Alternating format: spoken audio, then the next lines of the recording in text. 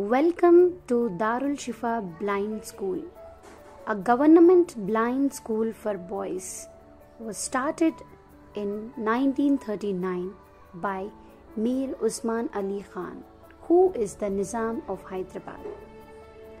This is the first blind school in India.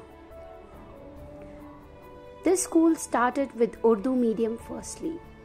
Later, after independence, the school also running in Telugu medium as well. In the years of 1950s, Helen Keller also visited our school. Helen Keller, who is the first blind graduate woman in India, in the world. She regarded the school as the best blind school in the world.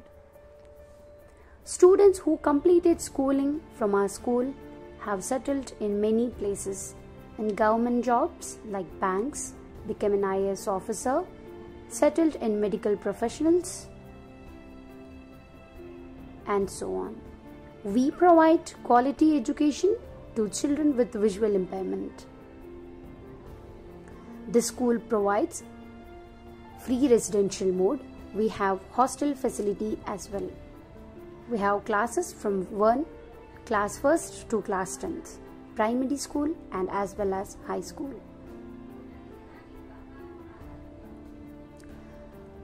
We provide good food and healthy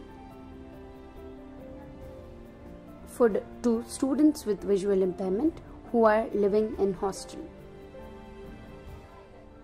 We remove your darkness and gives you the sparks of light to your children. We urge the parents of visually impaired to join in the school and to become a good citizen of the country. We have best computer labs with our updated technology to students with visual impairment. Right now, we are moving with artificial intelligence as well. So we teach artificial intelligence tools as well to students with visual impairment. Hurry up, admissions are open for Darul Shifa Blind School near Purani Haveli, backside to Salarjung Museum. Admissions are open to all the students with visual impairment who are boys for primary school and as well as high school. Thank you.